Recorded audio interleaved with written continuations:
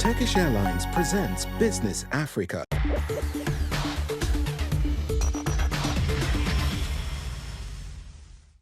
Hello and welcome to this new episode of Business Africa. I am Dayoka, the top stories.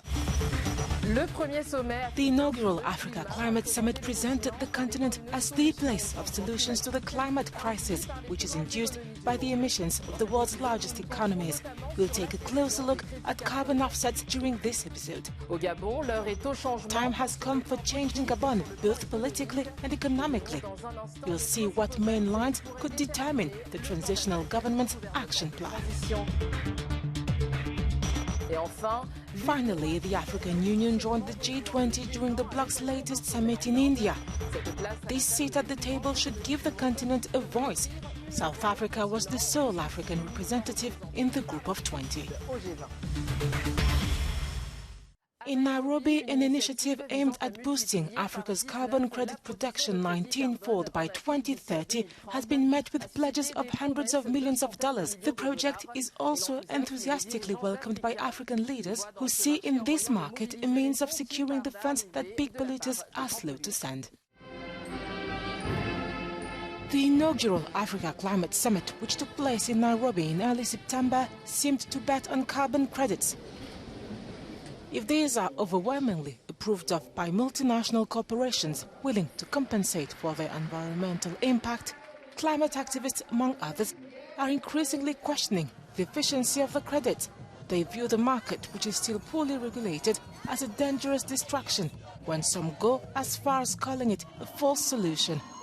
Why do carbon credits detractors say so? It stems from the market's core principle of compensating for carbon dioxide emissions by investing in projects such as the conservation of forest. A credit unit represents 1,000 kilograms of carbon dioxide on the market. However, even though the strategy enables companies to claim they offset their emissions and are carbon neutral, it doesn't encourage a real reduction of emissions and could further hamper the energy transition. The transparency around carbon offsets has also come under criticism. Earlier this year, an investigation by British and German newspapers, The Guardian and Die Zeit, revealed that over 90% of rainforest carbon offsets by Vera, the world's biggest certifier, were most probably worthless and didn't match real emissions reductions. Cash-strapped African countries such as Kenya see the carbon market as a means to secure more funds to finance green transition, which remains a priority on a continent experiencing firsthand the consequences of the climate crisis. Are carbon credits the key to financing Africa's energy transition? Andrew Madi, the Chief Executive Officer at Kenya Renewable Energy Association, joins us. Welcome to Business Africa, sir. Despite criticism of carbon credits, Kenya's president described Africa's carbon sinks as an economic goldmine. What's your reaction to that? The intention of the carbon credits was not to so much offset, that is an option of offsetting, but the main intention was to increase the uptake of renewable energy, which was perceived to be a more expensive route, and to achieve a certain level of comfort. It requires a lot of energy to be able to get the comforts that the developed world have. So the practice of carbon credits has been that when it comes to mandatory or compulsory reduction, there is massive investment in renewable energy in the West. There's investment in energy efficiency. But what we are getting coming to Africa is offsets. We've looked at the numbers. The offset has been mostly about planting trees. And even if we are to plant trees on every square inch of Africa, it will not sequester the quantity of carbon emissions that is coming from the developed world. Some environment defenders say the carbon market is a sort of permit to pollute. Is there a risk this market could hinder the energy transition?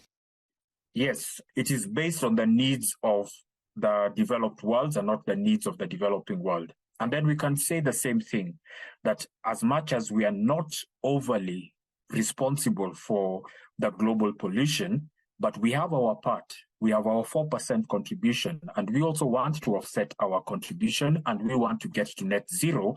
So if we leveraged our pollution and said we also want to get an offset market, but we want to get an offset market that will address our energy gap, then we can now get cost-reflective prices, because the current system is not cost-reflective. So because of this approach, the energy deficit is not being met, and that's why the narrative has come out that it's a false solution.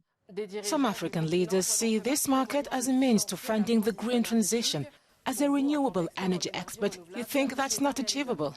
I think it's true that carbon credits can be able to offset. That was the whole purpose of the carbon credits. It was because we said that we don't want Africa to develop along the lines of fossil fuels, so we need a financing mechanism that can pay for the upfront cost. But it has to be reflective of the need and not reflective of the generosity of the West. Otherwise, we are setting up Africa for a disaster. Our population is growing very fast. Our food production is very low. Our food imports are more than our petroleum imports. Our petroleum infrastructure is crumbling and needs investment. So we need to use the basis of efficiency of these resources, as opposed to just saying we are going to migrate to renewable energy, but we're not getting enough energy to be able to meet our basic needs. The markets can work, but we need to change how we are doing it, how we are buying, at the price that we're buying, and what we're buying for. Sir Andrew Madi, thank you for your insight. Yes, thank you. I hope that answers the questions. Following a coup d'etat, it is only normal to discuss the economic stakes. Gabon's ruling committee for the transition and restoration of institutions has vowed to lead the country towards a renewed democratic regime. Should they take a new path or build on the work of the previous administration? Here's our report. Gabon, a country of 2 million inhabitants, faces a new challenge. That is redefining the shape of its economy as it enters a new era. The departure of President Ali Bongo, overthrown in a coup d'etat on August 30th, marks the end of the Bongo family's nearly 60-year rule. With the transition now underway, attention is gradually turning to the agenda of the army junta headed by General Brice Oligui Nguema. Will he build on the policies of the previous government or not? Regional economist Aroni Chaudhry believes that not everything needs to be done, but that diversifying the economy remains an imperative. Above all, it is going to be a question of having growth that's more sustainable than growth that's simply driven by the performance of raw material exports. So we need to diversify exports, and then simply a broader economic diversification, and that is to say reducing the weight of exports in GDP, notably through the development of agriculture and services. While oil has served as the foundation of Gabon's economy, accounting for nearly 39% of its GDP in 2020 and 70% of its exports, the resource has not delivered sustainable and inclusive growth. As a result, a third of Gabon's population lives below the poverty line, according to the World Bank. Bongo's regime had embarked on an economic diversification plan based mainly on green development and the creation of special economic zones. Despite the importance of the country's natural resources, with forests covering almost 90% of the country, the Gabon Emergent Strategic Plan, which runs until 2025, has not yet materialized. The African Union is now a permanent member of the G20. This was years in the making. Why exactly did it take so long before it happened? How will the UA, which represents 55 countries, bring its contribution to tackling global economic challenges? Take a look.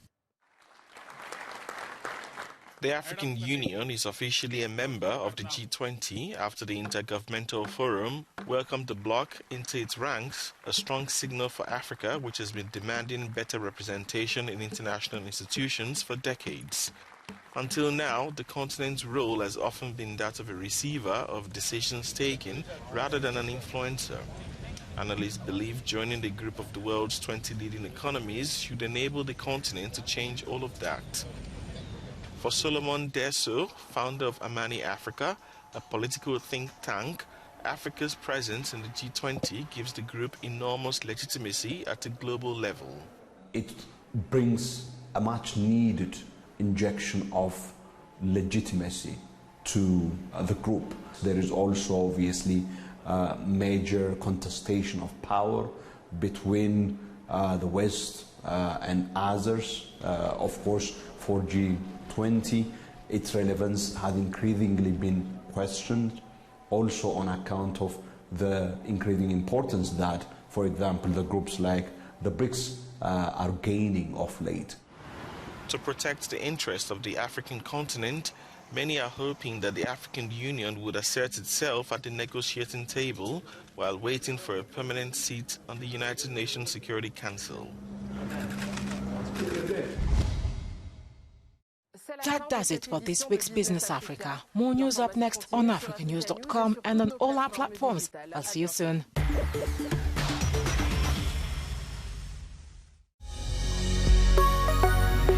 Business Africa was presented by Turkish Airlines.